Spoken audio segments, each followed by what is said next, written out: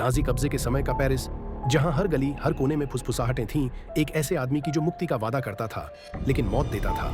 यह कहानी है मार्सेल पेतियो की, जिसे दुनिया जानती है डॉ सैटन के नाम से। 1997 में फ्रांस के एक छोटे शहर ऑक्सेर में जन्मा ये बच्चा शुरू से ही कुछ अलग था, कुछ खतरनाक। सिर्फ 11 साल की उम्र में वो स्कूल में भरी हुई पिस्तौल लेकर गया।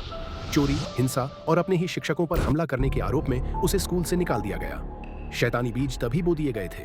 फिर आया विश्व युद्ध पहला। पेतियो सेना में शामिल हुआ, लेकिन ज्यादा दिन टिक नहीं पाया।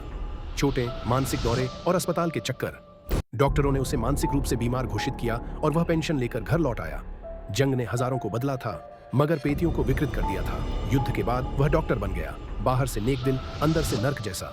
गलत ऑपरेशन, अवैध गर्भपात, नशे की लत डालने वाली दवाइयां, सब खुलेआम करता। मरीज उसे मसीहा समझते थे, लेकिन वो तो बस अपनी आखिरी योजना की तैयारी कर रहा था।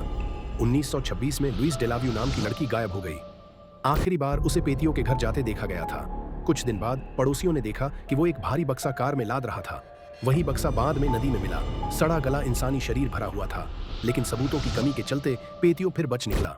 इसके बावजूद पेतियो राजनीति में गया और मेयर बन गया, मगर घोटाले, भ्रष्टाचार और रहस्यमय गुमशुदगियां उसके पीछे बनी रहीं। उसने शादी की, एक बेटा हुआ और एक सभ्य जीवन का ढोंग ओढ़ लिया। 1940 में पेरिस पर नाजियों का कब्जा हो गया। लोग डर से कांप रहे थे और पेतियो ने अपना नया क्लिनिक खोला 21 रुए ले स्यूर पर। यहाँ उसने एक राक्षसी योजना शुरू की। यहूदियों और प्रतिरोध सेनानियों को दक्षिण अमेरिका भेजने का झांसा दिया और उनसे बड़ी रकम ली। लोग उसके घर उम्मीद लेकर जाते और फिर कभी लौटकर नहीं आते। मार्च 1944 में उसके घर से धुआं उठता दिखा। पड़ोसी बदबू से परेशान हो गए। जब पुलिस ने जांच की तो जो मिला वह भयावह था। हर कोने में लाशें, बोरियों में, बक्सों में, चूना भरे गड्ढों में और भट्ठी में जलती हुई। उसने कम से कम 60 लोगों को मौत की नींद सुला दिया था अपने ही घर में। इसके बाद वो गायब हो गया, अलग अलग नामों और रूपों में छुपता फिरा, यहाँ तक कि फ्रांसीसी प्रतिरोध दल में शामिल हो गया, नाजियों के खिलाफ लड़ते हुए। वो एक ऐसा शिकारी था जो भीड़ में छुपकर शिकार करता रहा। आखिरकार उसे पकड़ा गया। 1946 में उस पर 26 हत्याओं का मुकदमा चला। वो दावा करता रहा कि उसने सिर्फ नाजी जासूसों को मारा, मगर जूरी ने उसकी बात नहीं मानी।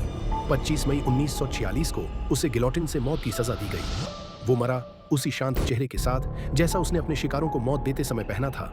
आज भी उसकी कहानी इतिहासकारों को चौंका देती है।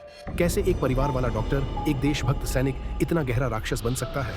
डॉक्टर मार्सेल पेतियो याद दिलाता है कि असली डर अक्सर बिना चेहरे के नहीं आता। कभी कभी वो मुस्कान पहनता है और स्टेथोस्कोप भी।